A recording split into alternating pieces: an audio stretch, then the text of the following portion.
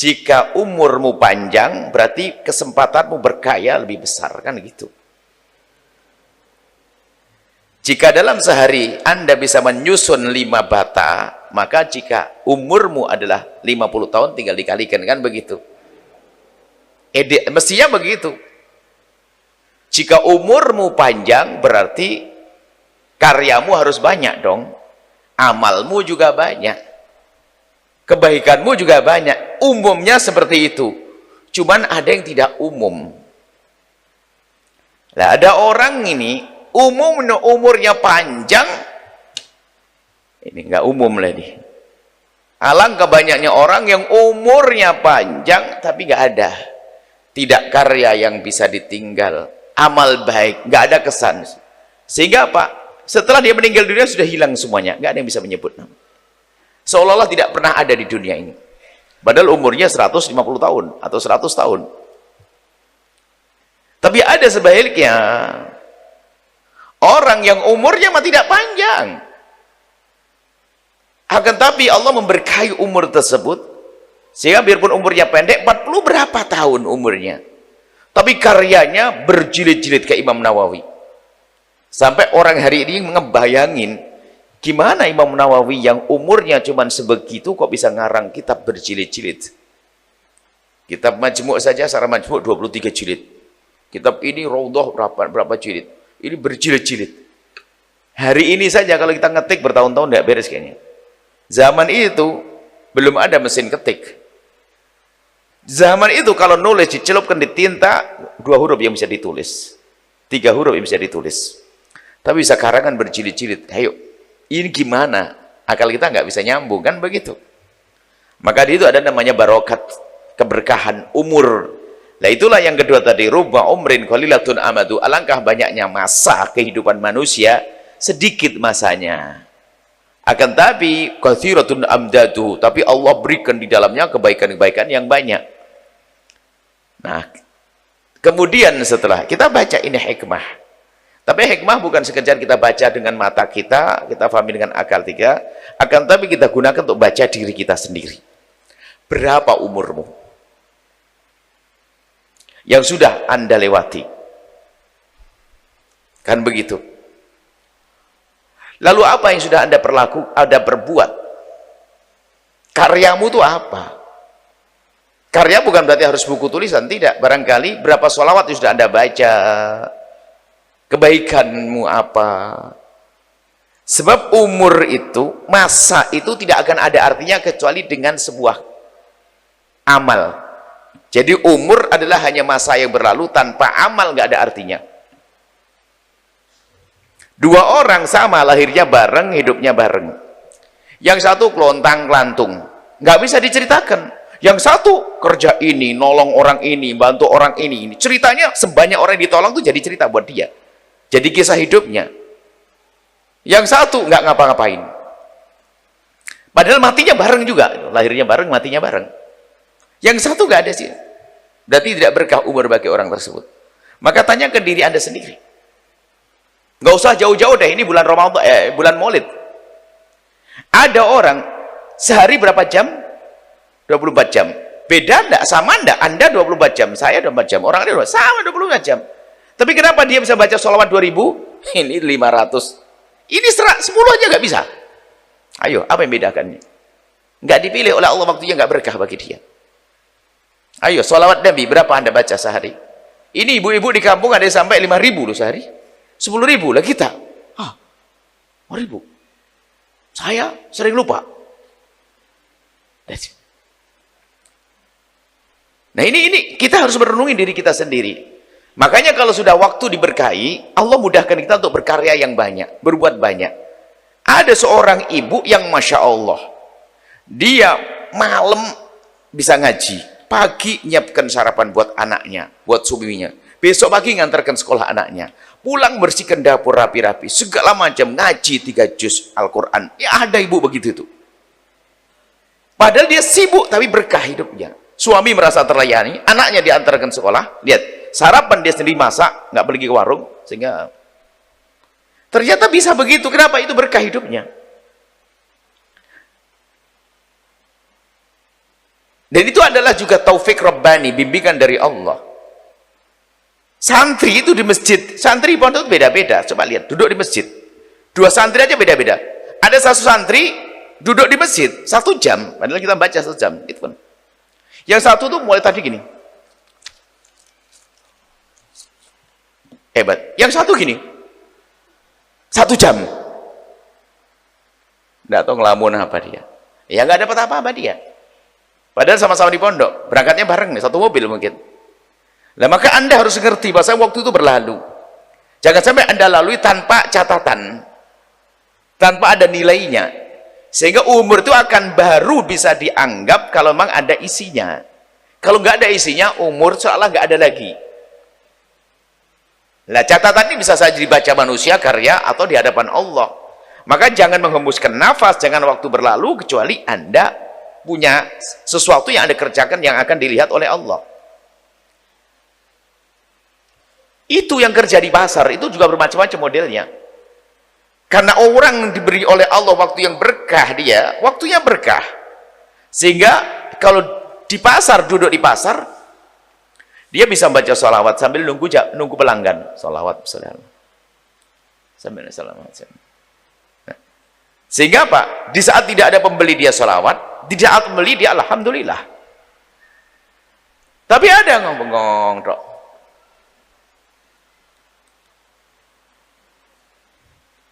Garuk-garuk. Yes. Ini model begitu nih, karena tidak berkah.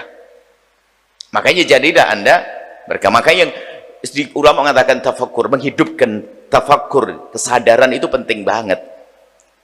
Sehingga Anda naik motor, Anda punya kendaraan di mobil, paling tidak Anda harus punya jatah berapa rakaat setiap hari ya. Saya pulang dari ini ke kantor, dari kantor ke ini berapa jam, 1 jam 2 jam berapa, mungkin Anda harus punya jatah berapa rakaat yang aku lakukan di atas mobil. Ayo, bukan yang komentar, ya Allah macet kemarin, oh macetan sekarang dari kemana, astagfirullahaladzim, lah itu apa itu, ya aja deh bicara macet, macet. Tapi karena orang ini orang jadi oleh Allah berkah, macet dia nyantai. Kalau macet berarti sampai di rumah 1000 sholawat, nggak macet 100, tenang aja, nggak gampang stres, awet mudanya. Jadi maksudnya hidup ini harus kita isi dengan kebaikan-kebaikan. Lah, untuk menjadi orang bisa mengisi kebaikan, subhanallah, ini adalah taufik Rabbani, pemberian dari Allah. Maka sadarilah kalau Anda tidak dipilih Allah, banyak istighfar. Kenapa kita tidak punya karya, nggak punya? Ada orang bisa tulisan banyak dalam hidupnya, ada orang selembar saja nggak bisa nulis. Padahal ilmu juga ada dia.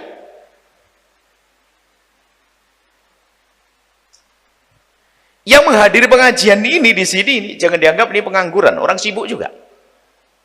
Tapi bisa, waktunya 1,5 jam kepotong untuk ngaji. Ini kayak kami sampaikan, tetanggamu kan ada, pengangguran dia, nggak bisa ke sini, karena tidak berkah. Jadi kalau membaca hikmah ini nggak usah membaca orang lain. Nanti ini babnya kalau kita tingkatkan kepada tingkat karamatul aulia, keramatnya para wali, babnya beda lagi.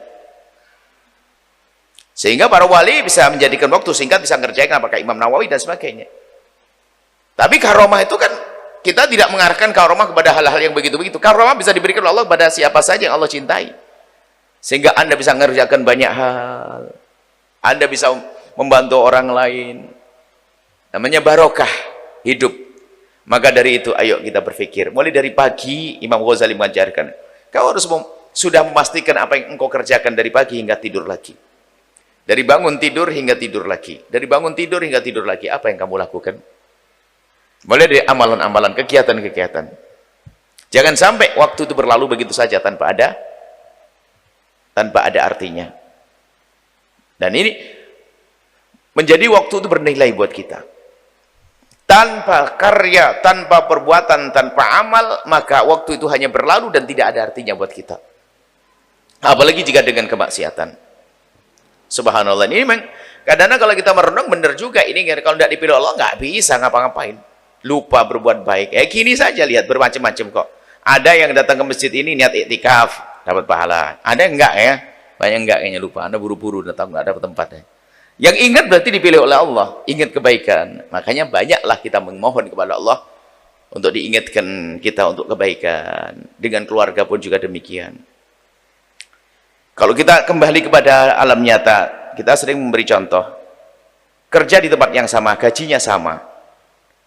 Yang satu nggak punya anak, yang satu punya anak 2, gajinya sama. Tapi yang punya anak, yang nggak punya anak itu bingung dok, duitnya habis terus, ngutang, namanya. Yang punya anak 2 itu biasa saja, nyantai, berkah. Padahal gajinya sama.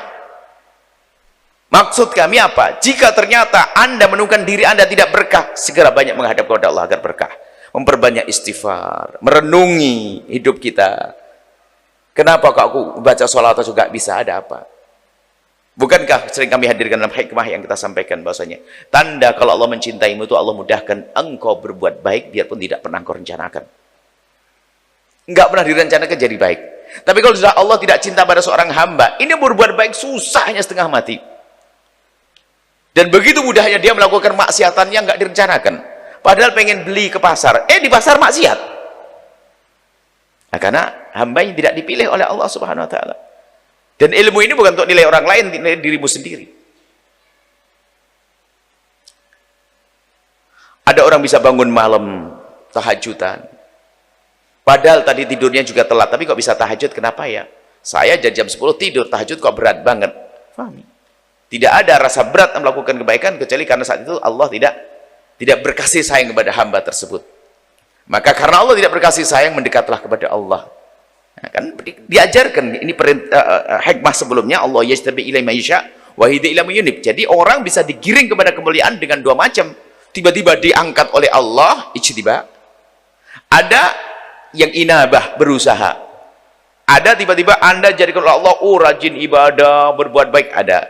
Ada yang dengan berusaha, pakai aturan, pakai menertibkan waktu, minta diingatkan sama yang lainnya, tolong dong ingatkan saya biar tahajudan, diingatkan, bisa, alhamdulillah. Nama itu inabah. Wa yahdi ilaihi may yunib. Jadi ada orang mendapatkan hidayah sampai kepada Allah dengan berusaha susah payah. Nah ini, Anda jangan sok golongan pertama, aku sudah dipilih oleh Allah, ntar dulu. Anggap saja kita belum dipilih supaya kita berusaha. Nah sekarang kita berusaha. Mulai hari ini kita harus sebelum tidur, mohon maaf, berapa baris Al-Quran yang Anda baca dalam setiap hari? Kalau alasan tidak waktu, bohong, Anda nulis SMS itu kalau ditulis jadi buku kok itu. WA, SMS, ini ada apa namanya? WhatsApp, SMS zaman dulu ya. Itu Anda waktu nulis di WhatsApp itu, kalau dikumpulin jadi buku itu sehari itu. Bilang nggak punya kesempatan baca Quran, ayo. Lah kenapa kok tidak bisa? Jujur ini Anda dengan diri Anda sendiri, nggak usah ribet. Kalau begitu Anda begini saja hukum. Kapan saya menulis SMS 10 berarti saya harus baca 10 ayat Al-Quran. Wah ini hebat ini, punya ide baru ini. Pokoknya 10 SMS untuk saudaraku berarti 10 ayat Al-Quran. Tobatku 10 ayat Al-Quran. Wah, nggak apa-apa, SMS yang banyak, biar Al-Quranmu banyak. Makanya kadang-kadang nulis buku nggak bisa, tapi nulis SMS nggak sadar, kan nyicil ya. Banyak, ya Allah, ini kalau jadi buku bener-bener ditulis, jadi buku ini panjang itu cerita. WhatsApp, SMS lagi, SMS zaman dulu kuno bahala itu ya, kuno. Sudah berubah nih SMS-an, nggak pakai lagi. Maksud kami, ayo koreksi diri sendiri. Ingat, kalau ternyata kok kita susah melakukan kebaikan, itu tanda kalau Allah tidak sayang kepada kita, maksudnya Allah lagi menghukum kita. Maka mendekatlah kepada Allah, Allah Maha Kasih. Istighfar yang banyak, setiap malam istighfar, ya Allah, mohon ampun ya Allah, karena aku susah melakukan kebaikan, susah melakukan kebaikan ya Allah. Jangan hukum kami dengan itu semua ya Allah, ya Allah, ya Allah. Maka itu yang menjadikan waktu berkah. Maka berkah itu karena berkah itu adalah diartikan ziyadah. Nah, fil khair, berkah itu adalah kebaikan yang dirasakan itu tidak seperti bentuknya. Ibarat ukurannya tuh 1 mili, 1 senti. Ternyata pada hakikatnya bisa bermeter-meter. Duitku cuma begitu, tapi bisa berguna. Umurku cuma sebegini, tapi aku bisa melakukan banyak hal, namanya berkah. Sehingga kalau namanya berkah, sering kami ingatkan kepada orang yang berjuang di jalan Allah. Ada yang berkata, saya itu jarang ketemu dengan keluarga karena saya yang harus ngurusi dakwah, ngurusi ini. Pertemuanmu yang hanya beberapa saat dengan pasanganmu, Kalau sudah menjadi berkah itu nilainya bisa meninggalkan kesan indah sepanjang waktu. Tapi tidak berkah, kumpul terus sama istrinya, berantem terus tuh ada. Nggak berkah. Berarti nggak ada kesan indah. Jadi kualitas itu yang berarti, yang perlu kita pentingkan. Kualitas apa yang aku lakukan saat aku bertemu dengan istriku, apa yang aku lakukan saat aku bertemu dengan ibuku, apa yang aku lakukan bersama dengan ayahku. Jadi kita merencanakan di saat kita bertemu supaya tidak sia-sia, sehingga kebaikan bisa kita lakukan sehingga umur kita itu ada nilainya. Tanpa amal baik maka umur tidak ada nilainya. Tanpa kebaikan umur tidak ada nilainya. Dan seseorang tidak bisa melakukan, tidak bisa mengisi umurnya dengan kebaikan, itu karena dia tidak dipilih oleh Allah. Kalau kita merasa tidak dipilih oleh Allah, maka mendekatlah kepada Allah dengan berusaha menjadi ahli inabah, berusaha minta kepada Allah. Nabi mengingatkan seorang yang sangat dicintai dengan bahasa sederhana tapi indah. Kalau seandainya kalimat itu diucapkan untuk kita, habislah kita ini indahnya. Suatu ketika Nabi berkata, "Ya Mu'ad, inni uhibbuk." Ya Mu'ad, inni uhibbuk. Nabi yang berbicara. Ngomong, "Hei Mu'ad, aku cinta kepadamu." Aduh, kalau kita digituin dan enak banget. Nabi yang ngomong cinta. Bukan kita ngomong, "Ya Rasulullah, uhibbuk."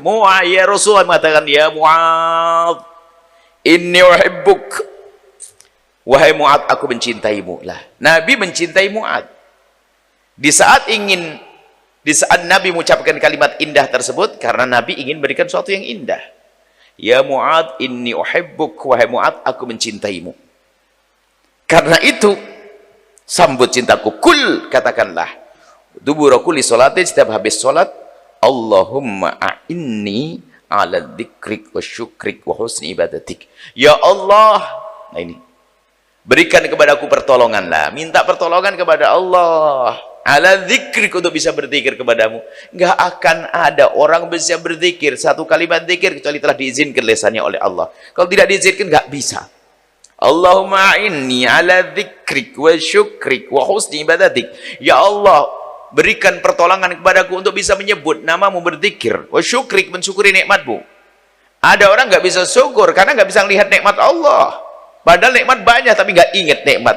Karena dia tidak menyadari nikmat, dia enggak bisa bersyukur. Karena dia tidak menyadari nikmat, tidak menganggap itu sebagai nikmat. Kalau kita itu diberi oleh Allah nikmat, nggak menyadari nikmat, kita tidak menikmati.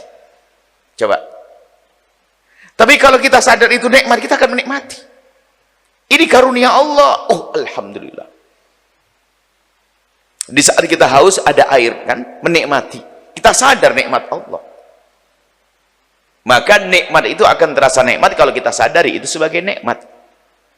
Lah, di saat itulah kita bisa bersyukur. Maka orang bisa mensyukur nikmat kalau dia sadar akan nikmat. Untuk bisa mensadari nikmat, kita merenungi tentang nikmat Allah yang banyak. Ngantuk itu nikmat atau musibah sih, kan bingung ya. Lapar. Ternyata lapar tuh hakikatnya nikmat. Coba kan Anda tidak lapar, makan tidak enak sama sekali. Lapar, oh lapar, nikmat. Ternyata muka dibandingkan lapar tuh musibah atau nikmat ya gitu kan. Ternyata kalau orang nggak lapar, nggak menikmati nasi jamblang, nasi rawon, sate, ngantuk ternyata nikmat. Jadi di saat kita merasakan nikmat, maka kita menikmati. Lah, kita tidak akan bisa mensyukuri nikmat kecuali diberi pertolongan oleh Allah. Ini ala dzikri wa syukur husni ibadatik. Berikan kepadaku pertolongan ya Allah untuk bisa memperbaiki ibadahku kepadamu ya Allah. Tidak kurang dari 17 kali kita diajari oleh Allah, oleh Rasulullah untuk kita minta pertolongan kepada Allah dalam bacaan Fatihah kita. Coba mengabdi beribadah hanya kepada Allah. Iyyaka na'budu, kepadamulah ya Allah aku mengabdi dan beribadah.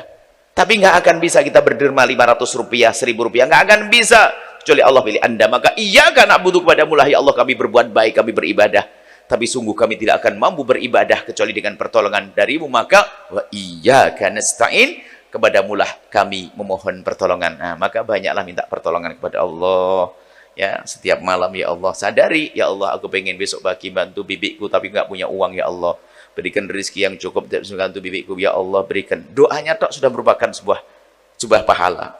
Ya Allah, besok aku akan berbuat baik begini ya Allah. Semoga aku bisa sholawatan setiap hari malam.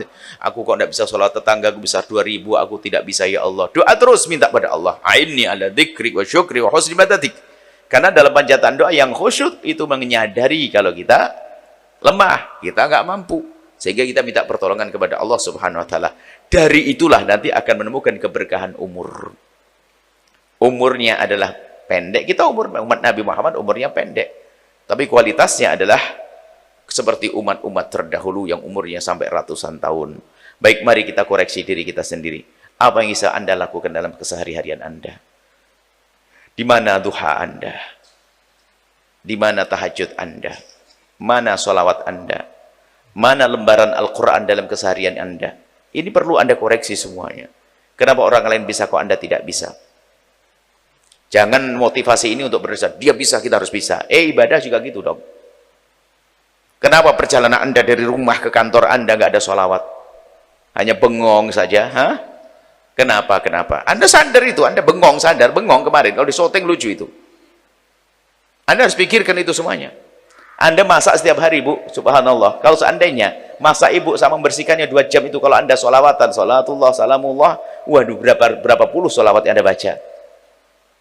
Cuman karena nggak ditolong oleh Allah juga nggak sholawatan. Coba ya, betul? Nggak tahu Anda sholat. Kita menyadari, kita perlu koreksi. Jadi hikmah kita hari ini adalah kita menyadari diri kita. Kalau ternyata kita sudah bisa melakukan banyak kebaikan, tinggal kita syukuri. Kalau ternyata belum, ayo minta kepada Allah pertolongan. Dan segera kita mulai untuk menjadikan umur kita ini adalah menjadi penuh makna, ada isinya. Sehingga kita menjadi golongan yang rubba umrin, alangkah banyak umur, qalilatun amaduhu, sedikit masanya, pendek umurnya. Kita kan muat Nabi Muhammad pendek, tapi ternyata kathiratun amdatu, isinya banyak, bisa sholawatan, bisa baca Quran, bisa bantu orang tua, bisa ini, duit rezekinya cuma sebegitu, tapi bisa nolong orang banyak, namanya itu orang yang penuh berkah. Semoga Allah memberikan pertolongan kepada kita untuk melakukan kebaikan, sehingga kita menjadi orang berjaya di dunia, dan juga berjaya di akhirat.